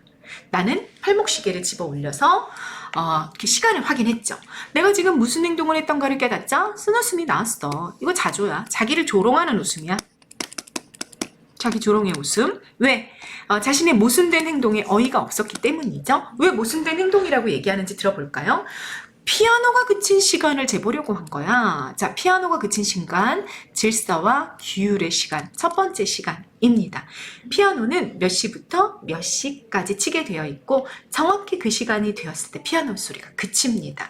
그래서 질서와 규율의 시간이야. 그걸 나는 확인하고 싶어. 나는 내일도 그 피아노가 그친 시간을 재서 그 시간들을 비교하며 이 집에 대한 혐오의 이유를 강화시키려고 했어. 그게 내가 했던 행동이고 그걸 생각하니까 나는 쓴웃음이 났지. 아유, 너 진짜 웃긴다. 너 왜 자꾸 혐오를 강화시키려고 일부러 그 시간을 재는 이유가 뭐야? 이렇게 돼요. 자기가 스스로 그러는 거죠. 내가 팔목시계를 집어들어 시간을 확인하려 한 이유를 정리해보면 피아노가 그친 시간을 재고 그럼으로써 이를 이 집의 숨막히는 기계적 질서의 증거로 삼아가지고 이 집을 보다 확실하게 비판하고 혐오하고 싶어서 혐오를 하고 싶어서 일부러 시간을 쟀다 그 얘기야. 그러니 내가 얼마나 좀 이해할 수 없고 알 수 없는 놈인 거야. 그래서 자기를 조롱하는 웃음을 웃었다 그 얘기인 거죠. 나는 자신에 대해서 어이가 없음을 느꼈다. 이런 느낌이 드는 것은 그것은 자 여기서부터 다시 봅니다. 왜 내가 이렇게 어이가 없는 사람인 걸까? 나 왜 자꾸 혐오를 강화시키려고 하지? 그것은 조금 전에 내가 서씨의 그 거짓 없는 행위 뭐지 여러분? 선조의 유산을 자긍심을 가지고 지키고자 하는 어찌 보면 무의미할 수도 있는 서씨의 동대문 성벽에 돌 옮기기 그걸 회상했던 덕분이 아니었을까? 이렇게 생각을 합니다. 자, 서씨의 행위에 대한 나의 주관적인 정서 굉장히 긍정적이죠? 그러니까 서씨의 현대 문명사회 입장에서 보면 굉장히 비효율적이고 무의미한 일이야. 뭐가? 동대문 성벽을 옮기는 거 그거 의미 있어? 그거 하면 누가 돈 줘? 현대 문명사의 가장 중요한 가치 뭐야? 돈이잖아. 돈. 그 돈이 있어야 안정된 생활이 가능해. 난 그걸 원해서 양집에 왔단 말이야. 응? 그런데 양육집에 와서 그 돈을 벌기 위해서 질서를 지키고 규율을 지키고 안정을 추구하고 뭐 이런 삶을 목격하다 보니까 너무 대비가 되는 거야. 그러면서 누가 생각났어? 서씨가 생각난 거지. 서씨의 그 한밤중에 동대문 돌 옮기기가 생각이 난 거야. 그걸 생각하니까, 그게 생각이 되니까 혐오가 더 강화되는 거야. 이 집의 혐오가. 그런 과정이 있었다라는 얘기를 지금 하고 있는 거죠. 됐죠? 서씨가 내게 보여준 게 있다면 다소 몽상적인 의미에서의 성실이었다. 자, 요 의미가 뭔지 별표하고 기억하고 갑시다. 서씨의 행위에 대한 내 주관적 판단이죠. 근데 여기 몽상적인 의미에서의 성실이다라는 게 도대체 뭐냐 이 얘기야. 몽상적이라는 건 뭐야? 반대말 뭐야? 현실적이고 사실적. 이 반대말이죠. 그러니까 되게 몽상적이라는 건 비현실적이고 비경제적이라는 얘기야. 돈벌이 전혀 도움이 안 된다고. 그리고 굉장히 꿈속에 있는 것 같아. 꿈몽자거든요. 굉장히 비현실적이야. 비현실적이고 비경제적이야. 그게 몽상적이야. 뜻이야. 그런데 왜 성실해? 무엇에 성실해? 자기 정체성에 대한 주체적 선택이고 따라서 성실하다 그 얘기야. 자기를 지킨다는 점에서 너무 성실한 거지. 이 사람의 행동이라는 건. 자기의 뭘 지켜? 자기 조상 때부터 물려내려왔던 실존적 자아를 지키는 거. 자기 본질적 존재 가치를 지키는 거. 거기에 대해서는 대단히 성실한 행동이 뭐야? 서씨의 돌 옮기기였다라는 거지. 몽상적 의미에서의 성실이었고 서씨가 내게 보여준 건. 그리고 이 성실함은 양옥 속의 생활을 비판하는데 필수적으로 고려되어야 해 라고 나는 생각했다 그 얘기야. 왜? 성실하고 주체적인 서씨의 선택이랑 대비해 봤을 때 이 양옥집 사람들의 기계적이고 수동적인 삶의 모습이 너무너무 거짓되고 위선적. 다시 말해 착한 척하는 거지. 착한 척하고 선한 척하고 좋은 척하는, 사실은 그렇지 않은 가면이야, 가면. 그렇게 느껴졌기 때문에 그래. 서씨의 행동과 대비가 된 거지. 양옥집의 삶이. 그래서 이 양옥집 사람들의 거짓이 부각이 되는 그런 기능을 했다 그 얘기야. 그래서 서씨와의 과거 사건을 회상했던 거죠, 내가. 됐죠? 이해됐죠? 자, 몽상적 의미의 성실. 이걸 내가 생각했던 이유는 뭐라고? 양옥집 생활을 비판하는 데 필요했기 때문이야 라고 말하고 있는 거다 이 얘기야. 됐죠? 그러나 이 집으로 올라온 다음날의 저녁, 식사 시간 정해져 있어, 잡담 시간 정해져 있어, 공부 시간 정해져 있어. 이렇게 되자 나는 홀로 내 방의 벽에 기대앉아 기타를 퉁겨보기 시작했던 때의 일을 기억하고 있다. 자, 새로운 기억이 떠올랐어. 뭐냐면 내가 막 시간이 다 지났어. 규율, 질서의 시간이 지나고 내 방에 딱 들어왔는데 갑자기 충동적으로 기타를 퉁겨보고 싶었다 그 얘기야. 내적 충동의 시간, 질서와 규율의 시간과는 대비되는 시간이죠. 그냥 내 본능이 우러나오는 그런 갑자기 흥이 일어나는 그런 시간이었다 그 얘기야. 그런 시간이 있었던 거야. 불현듯, 다시 말해 본능에 입각한 계획되지 않은 우연적인 그런 선택으로 기타를 켜고 싶었다고. 그러면 기타를 켜고 싶어지는 시간의 의미는 뭐다? 타율적이고 수동적인 시간이 아닌 자율적이고 능동적이고 주체적인 시간이 기타를 켜고 싶어지는 시간이죠. 그럼 감정의 요구야. 비난할 거 못 되지 않는가? 소리죠. 비난하면 안 된다 그 얘기야. 감정의 요구지만 그게 뭐 비난할 거야? 뭐 내가 남에게 피해를 주는 게 아니고 기타를 내가 튕겨보고 싶을 때 그때 튕기면 되지 라고 얘기하는 거지. 내가 줄을 고르며 우물 시험을 긋고 있는데 다색은 갈색이래 여러분. 갈색 나왕 뭐 나무로 되어 있는 그런 방문이 열리면서 할아버지, 주인집 할아버지, 양옥집의 질서를 대표하는 인물입니다. 그리고 이 인물이 규칙을 다 정해. 그럼 그걸 모든 사람들이 따라야 되죠. 개인의 자유의지, 개인의 생명력을 억압하는 현대 규율의 육체로 나타난 게 누구냐? 양옥집 할아버지야. 이해되셨죠? 현대는 규율사회, 규칙이 다 있어. 신호등? 사실은 규칙이 없으면 현대의 그 문명의 질서라는 건 유지될 수 없잖아. 솔직히 말하자면. 그걸 근데 가장 대표적으로 보여주는, 대변하는 인물이 누구다? 양옥집의 할아버지다. 그 얘기야. 이 할아버지는 그리고 서씨와는 정반대쪽에 있는 현대 문명을 대표하는 인물이 되는 거죠. 서씨는 원시의 태초적인 생명력을 소유하고 있는 존재인 거. 이해됐죠? 그래서 여기서 뭐가 있었다? 뭐가 나타나고 있다? 할아버지와 서씨의 대비가 나타나고 있는 거. 할아버지는 양옥집을 대표하고 서씨는 창신동 빈민가를 대표하고 이렇게 이 대비가 대단히 이 작품의 핵심이 되고 있다라는 거 별표 5개 하고 기억하고 가셔라 그 얘기입니다. 아무튼 내가 그래서 사실은 서씨의 시간이죠. 통행금지의 시간. 그게 기타를 켜고 싶은 시간이랑 연결이 돼 있겠지. 그래서 내가 그냥 기타를 켜기 시작했다고. 근데 할아버지가 탁 들어오는 거지. 그리고 너 기타 켜고 싶니? 오케이 인정. 근데 그건 10시부터 오전 10시부터 11시까지 할머니와 며느리가 미싱을 돌리는 같은 시간에 그때 너는 기타를 켤 수 있어. 그때만. 이라고 말해준 거야. 다율적이고 수동적이고 기계적인 시간을 나한테 또 규칙으로 부여해 준 거죠. 그래서 내가 이렇게 기타 켜는 시간이 정해져 버렸어.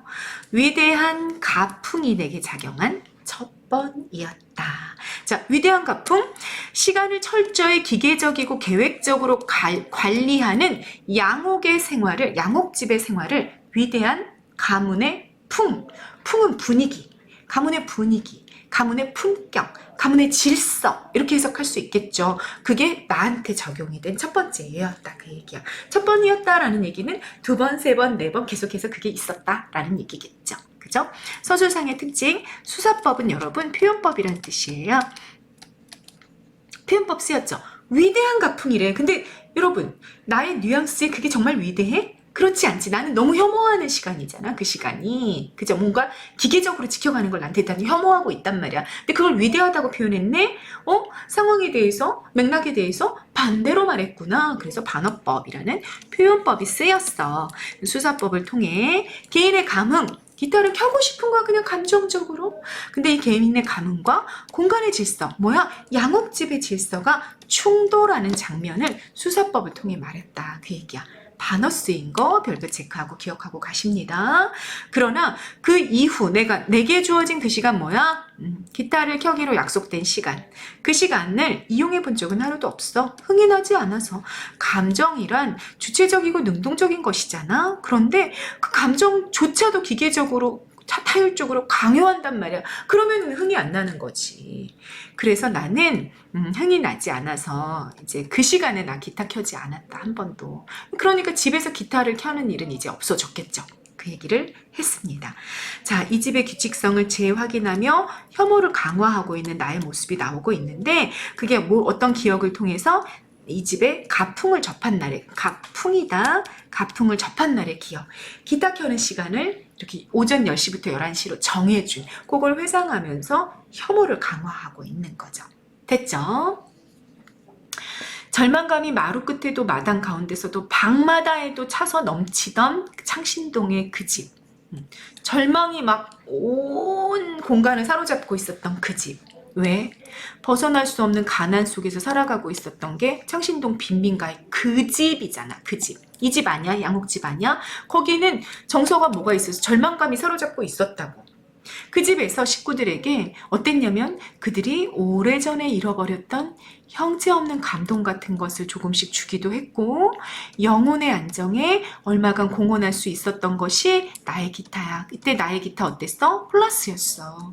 그냥 내가 기타를 켜고 있으면 막 자기네들끼리 투닥투닥 막 싸우고 생활의 그 결핍 때문에 막 싸우고 막 술 마시고 막 욕하고 막 이랬던 사람들이 내 기타 소리를 들으면서 감동을 느끼고 얼마 마음이 이렇게 차분해지면서 싸우던 걸 멈추기도 하고 그랬던 기타였단 말이야. 그래서 노인들이 우연한 한마디에서 갑자기 자기 늙음을 발견하듯이 낡아 빠진 모습으로 방의 구석지에 기대어 있지 않으면 안 되게 됐다. 자, 기타! 창신동에서 기타는 어땠어? 플러스였어. 그런데 양옥집에서는 어때? 규칙이 정해진 양옥집에서 나 기타 켰어 안 켰어? 안 켰어. 마이너스로. 그래서 이 마이너스를 뭐라고 표현한 거야? 갑자기 자기 늙음을 발견하듯이 낡아빠진 모습으로 방의 구석지에 기대어 있었어. 그냥 무용지물이 돼버린 거지. 그 얘기를 하는 거야. 됐죠? 자, 기타 연주가 가지는 가치의 대비가 일어났어요. 창신동에선 플러스다가 양옥집에 와서 마이너스가 돼버린 거야. 그러니까 양옥집이라는 이 공간은 인간이 갖고 있는 어떤 감정, 감흥, 본능 이런 거 인정하지 않는 공간인 거지. 그럼으로써 양옥집에 대한 나의 비판적인 시선 더 강화가 됐습니다. 자, 기타 소재의 상징성 별표 체크하고 알고 가십니다. 양옥집의 질서 속에 머물러 있는 나의 무기력한 일상을 형상화하고 있는 게 기타죠. 나 또한 어때? 굉장히 무기력하고 수동적으로 거기서 바뀌어가는 거죠. 서술자의 분신으로 기능하고 있는 게 뭐다? 기타다. 그러니까 기타라는 건 굉장히 상징적인 소재가 되겠다라는 것도 알 수 있습니다. 그 다음이요. 처음에 나는 이 집 어디야? 양옥집이죠. 존경심을 가지고 있었어요. 그러나 나는 이내 그것이 처음 보는 경치에 보내는 감탄과 같은 성질에 겉밖에 되지 않음을 알았다. 무슨 말이냐? 이 존경심은 그냥 가짜였던 거지. 낯선 거. 왜? 난 창신동 빈민가 가난하게 살았잖아. 근데 양옥집에 가보니까 너무 낯설어. 편안하고 안정돼 있고 그런 걸 내가 또 굉장히 동경하기도 했고 그래서 우와 이러면서 봤던 거지. 낯선 것, 처음 본 것에 대한 이질감, 그게 뭐로 표출이 됐던 거야? 감탄, 존경으로 표현이 됐던 거야. 그러니까 얘는 사실은 거짓된 거였던 거지. 됐죠? 이해와 감정은 별개의 문제라는 것을 발견한 것도 그때였다. 자, 의미가 뭐냐? 이 집 사람들의 행동과 태도 등에 대한 나의 이해와 감정이 다르다 그 얘기야. 이해는 뭐냐? 뒤에 나오겠지만 긍정적이고 납득되는 측면이 있어요. 이해할 수 있다고. 이해할 수 있어. 아, 그렇게 규칙을 지키는 거 필요하겠지. 이해까지는 된다고. 그런데 감정은 어때? 대단히 부정적이고 비판적이고 혐오와 권태를 느끼는 거야. 그러니까 이해의 측면에서는 뭐 오케이 납득, 그런데 감정의 측면에서는 도저히 받아들일 수 없어. 이렇게 별개라는 거. 아, 이해한다는 것과 감정적으로 그것을 긍정으로 느낀다는 건 참 다른 문제구나라는 걸 내가 이 공간에서 깨닫게 됐다 그 얘기죠. 됐죠? 이 가족의 계획성 있는 움직임, 약간의 균열이 일어나도 금방 확 메꿔버려. 그렇게 훈련되어 있는 전진적인 태도, 아주 진취적인 그런 태도, 무엇인가 창조해내고 있다는 자부심이 만들어준 그늘이 없는 표정. 자, 창신동 빈민가의 사람들, 창신동의 사람들의 얼굴은 그늘이 많은 얼굴이었다? 아까 봤었죠. 그런데 양옥집 사람들은 어때요? 그늘 자체가 없어. 없는 얼굴들이야. 문화라는 말을 쓸 수 있는 사람들이 있다면 바로 이 사람들. 막 문화인이야? 문화인이야? 이런 말을 쓸 수 있다면 이 사람들일 거야. 그리고 이것이야말로 그늘이 없고 굉장히 전진적이고 막 창조적이고 균열 너 뭔가 실수했어? 촥 메꿔버리고 이럴 수 있는 아주 계획성 있는 이런 것이야말로 인간이 바라고 구하는 것이 아니었던가. 이 사람들은 이렇게 매일매일 달리고 있어. 따라서 어느 지점과의 거리를 단축시키고 있는 셈이었다. 이것은 나의 그들에 대한 이해였다. 이해 자체는 어때? 플러스야. 아, 이 사람들은 목표 지점이 있어.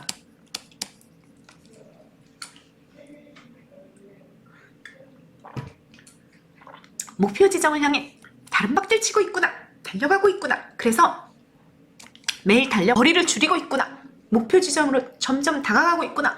아주 문명적으로, 문화적으로, 아주 진취적으로 그렇게 살아가고 있구나. 이렇게 느꼈다 그 얘기야. 이해는 됐다고.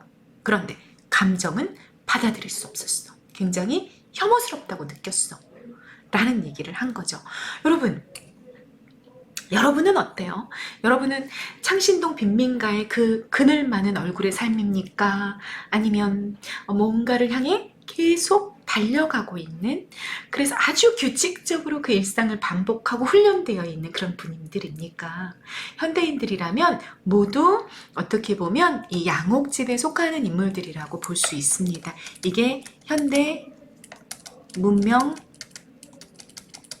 사회를 살아가는 사람들의 모습인 거죠. 우리는 사실은 이걸 굉장히 긍정적으로 봐요. 긍정적으로 굉장히 모범적이라고 보고 이것이 문화인이라고 보는 거죠. 그런데 김승욱의 역사라는 작품에서는 질문을 던져보는 거야. 반대쪽에서. 과연 그것이 정말 생명력 있는 삶일까?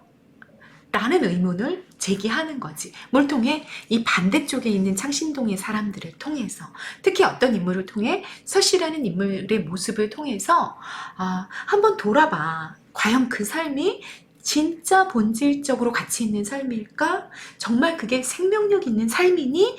라는 질문을 제기하고 있다. 그 얘기입니다. 이해되시죠? 어떤 얘기인지. 그래서 현대 문명 사회를 비판하고자 하는 의도를 가지고 있는 게 이 작품이다라는 걸 우리가 이해하게 되는 거죠. 자, 뒷부분 줄거리입니다. 나는 이 집 사람들에게 깨달음을 주려고 한밤중에 피아노를 시끄럽게 쳤고요. 할아버지가 못 치게 했어. 고독감을 느끼고. 그리고 공원에서 만난 나. 바깥 이야기 서술자잖아. 그 서술자에게 어느 쪽이 틀려 있었을까요? 라고 질문을 던지면서 끝나. 그리고 여러분 어떻게 하냐면 다시 양옥집으로 돌아가. 양옥집으로. 그러면서 작품이 끝나요. 약간 씁쓸한 결말이죠. 양옥집을 굉장히 비판적이고 부정적으로 보잖아. 그렇지만 떠날 수 있어, 없어? 떠나지 못해. 되게 씁쓸하죠? 씁쓸한 그런 결말입니다.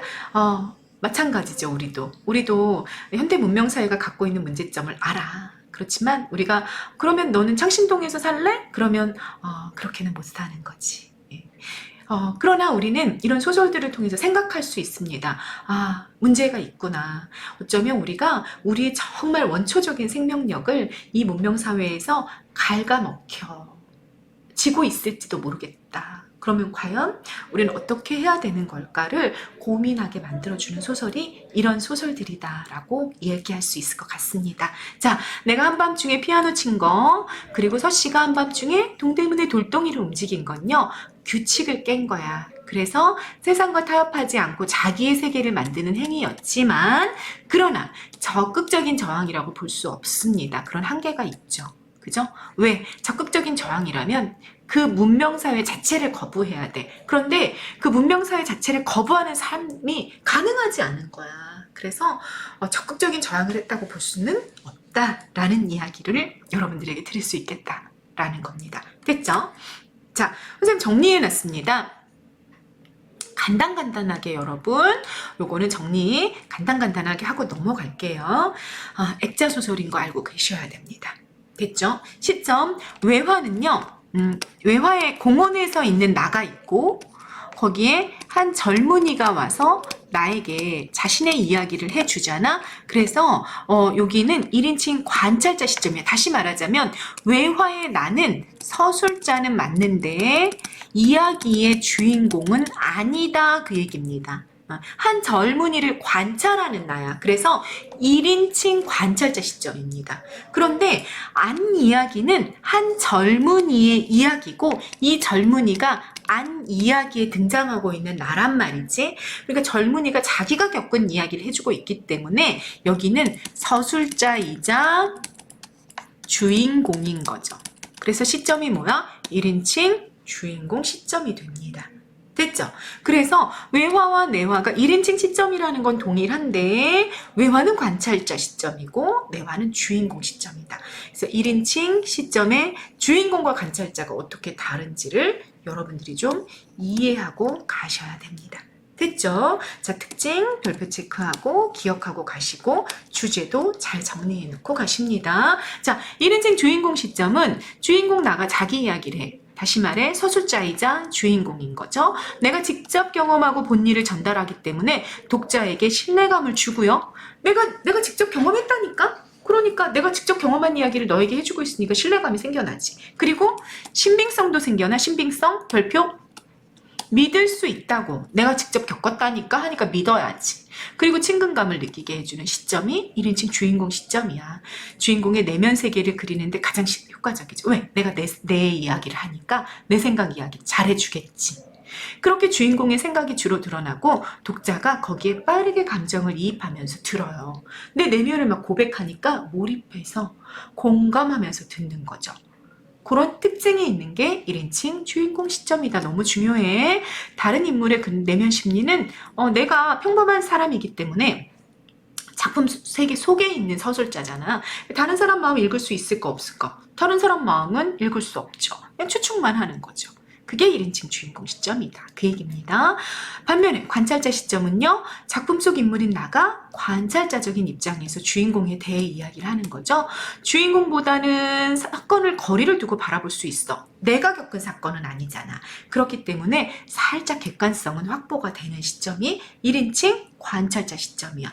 그러나 1인칭 시점이기 때문에 역시 주관적이야. 주관적이지만 스펙트럼을 그려본다면 여기에 주관이 있고 여기에 객관이 있다면 가장 주관적인 시점은 1인칭 주인공 시점이고 주관적이긴 하지만 그래도 사건을 내가 직접 겪진 않은 거기 때문에 조금 더 객관적인 거리를 가질 수 있는 게 1인칭 관찰자 시점이다. 이렇게 얘기해 볼 수 있겠다라는 얘기입니다. 그래서 객관성을 조금 확보하는 거죠.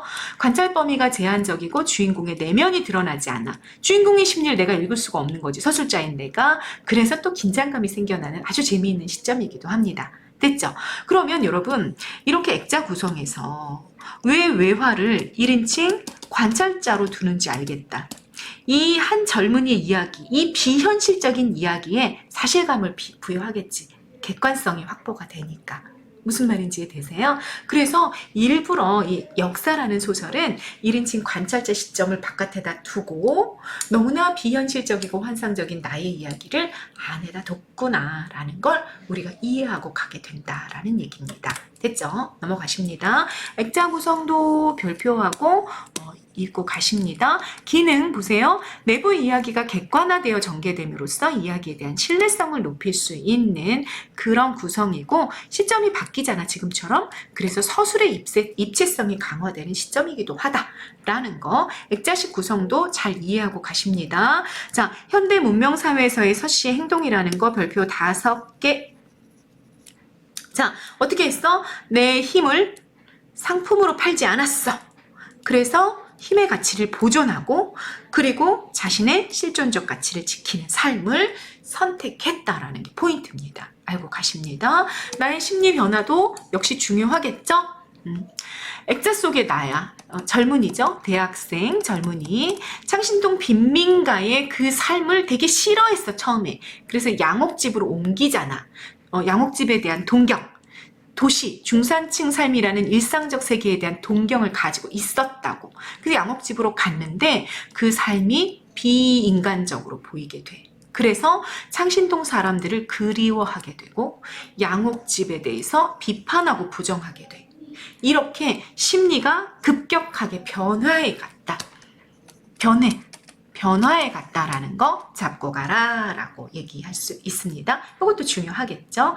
그리고 마지막 기타의 상징적인 의미 중요하다. 아까 말씀드렸죠. 아주 무기력하게 살아가고 있는 서술자의 분신으로 기능하게 되는 게 기타고 그리고 이 기타가 창신동과 양옥집에서 굉장히 다른 가치로 대접을 받았다.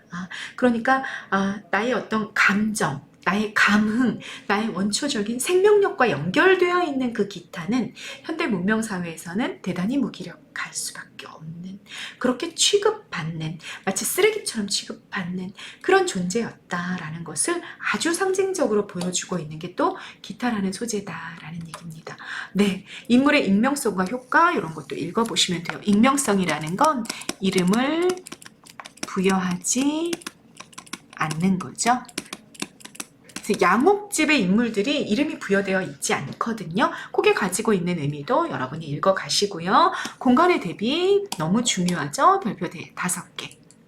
창신동 빈민가, 가난하고 누추하고 무질서해. 그래서 이런 점에서는 마이너스야.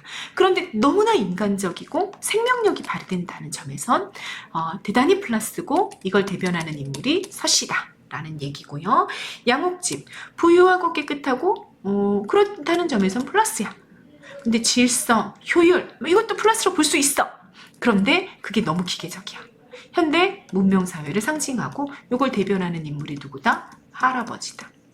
주인집 할아버지.